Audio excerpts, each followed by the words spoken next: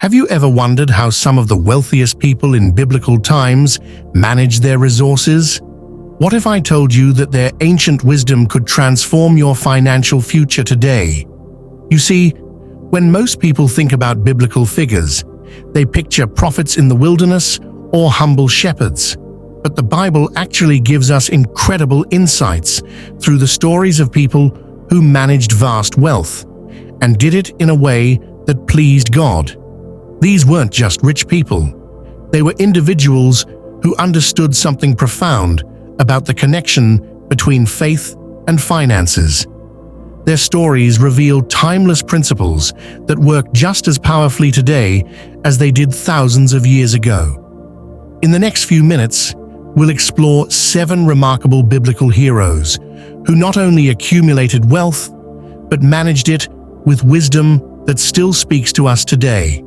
These aren't just stories, they're blueprints for financial success that aligns with God's principles. Let's start with Joseph, whose story teaches us an invaluable principle about wealth management. In the book of Genesis, we find one of the most remarkable financial strategies ever recorded. The Bible tells us, though your beginning was small, yet your latter end would increase abundantly. This verse perfectly captures Joseph's journey from a slave to Egypt's financial administrator. Joseph's story is fascinating because he didn't just manage wealth, he created a system to build and preserve it. When God revealed through Pharaoh's dreams that 7 years of abundance would be followed by 7 years of famine, Joseph didn't panic. Instead, he developed a comprehensive storage and distribution system that saved not only Egypt, but the surrounding nations. But here's what's really interesting. Joseph's success wasn't just about storing grain. It was about understanding cycles. He recognized that times of plenty don't last forever, and times of scarcity don't have to destroy you if you're prepared. This is where our modern application becomes crystal clear. Joseph's principle isn't just about saving, it's about strategic planning. He stored 20% during the good years, and this systematic approach made all the difference. He didn't wait for the crisis to start planning. He prepared while things were good. The Bible tells us, "Command those who are rich in this present world not to be arrogant, nor to put their hope in wealth, which is so uncertain, but to put their hope in God, who richly provides us with everything for our enjoyment." Abraham stands out as one of the most successful wealth managers in biblical history.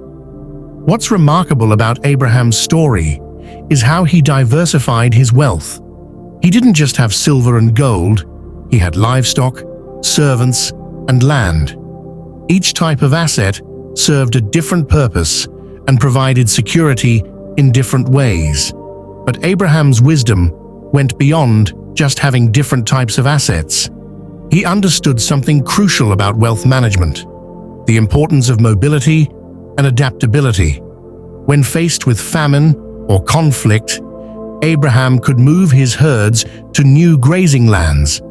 When opportunities arose, he could trade or leverage different assets as needed. This principle of diversification remains just as powerful today.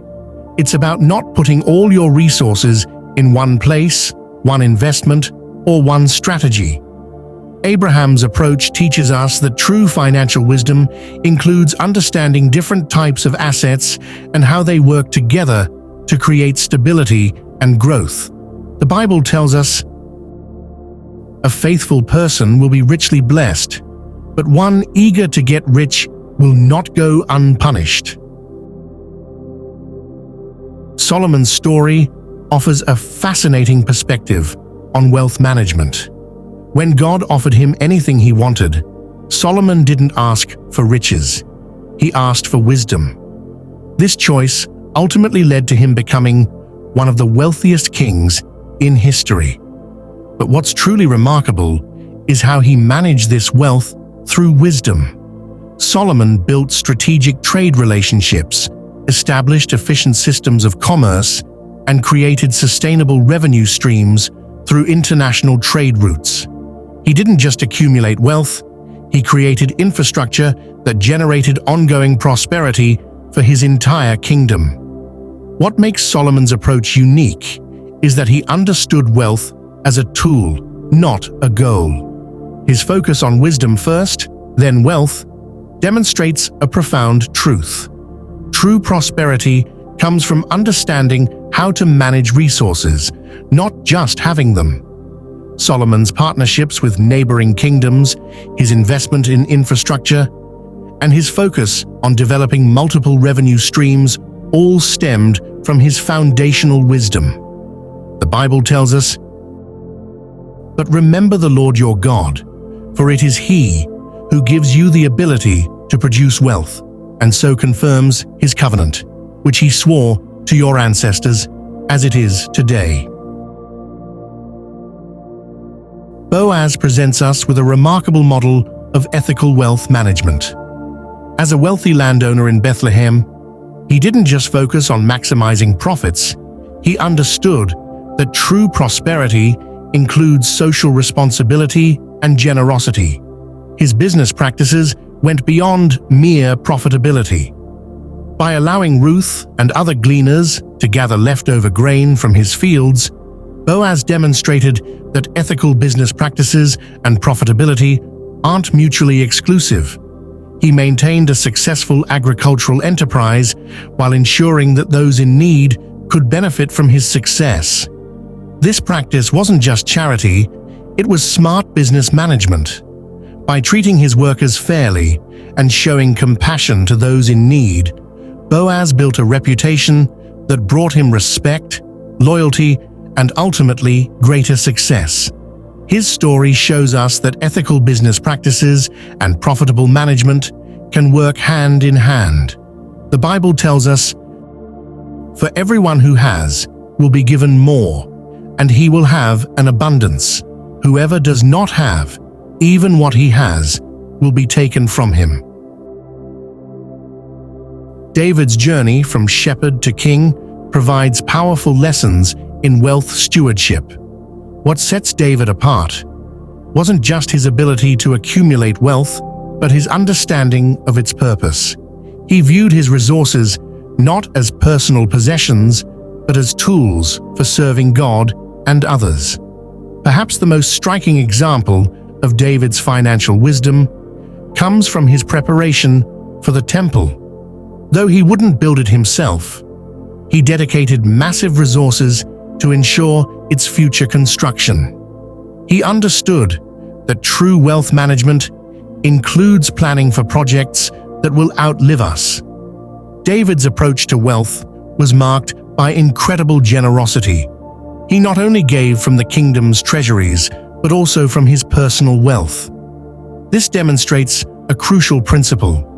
Leadership in wealth isn't just about accumulation, it's about allocation and impact.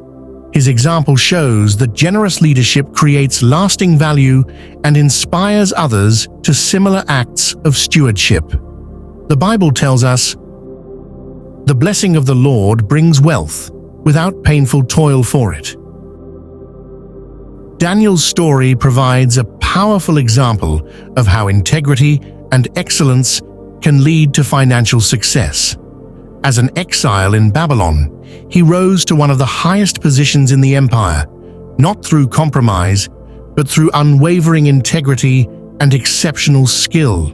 What makes Daniel's story particularly relevant is how he maintained his principles in a foreign culture where corruption was common. He didn't see his faith and his professional success as separate spheres. They were integrated.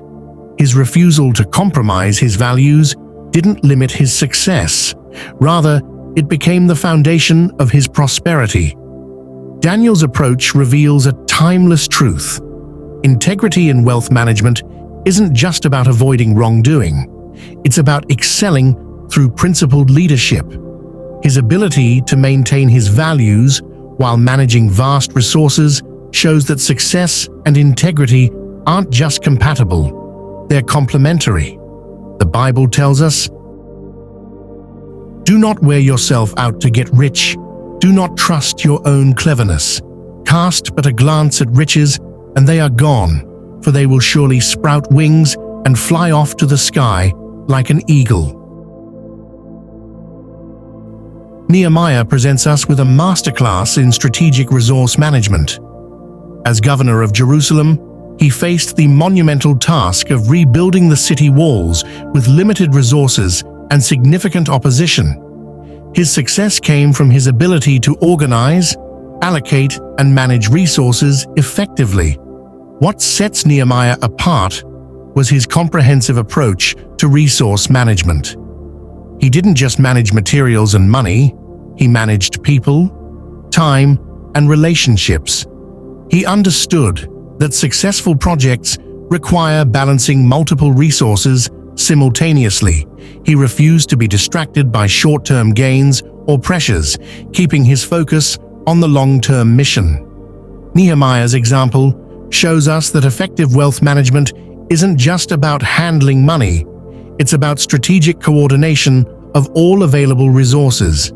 His leadership style demonstrates how clear vision, careful planning, and ethical management can achieve remarkable results even with limited resources. These 7 biblical heroes show us that true wealth management goes far beyond just making money. From Joseph's strategic planning to Abraham's diversification, from Solomon's wisdom to Boaz's ethical business practices, from David's generous leadership to Daniel's unwavering integrity, and finally, to Nehemiah's strategic resource management. Each one reveals a crucial aspect of biblical wealth management. Together, these principles form a comprehensive approach to handling resources in a way that honors God and serves others. They show us that success and faith aren't opposing forces. They're meant to work together. These ancient wisdom principles are just as relevant and powerful today as they were thousands of years ago. If you found value in these timeless principles, make sure to like this video and subscribe to the channel for more biblical wisdom that transforms your financial life. Remember, each of us has the opportunity to apply these principles and become wise stewards of whatever resources God has entrusted to us.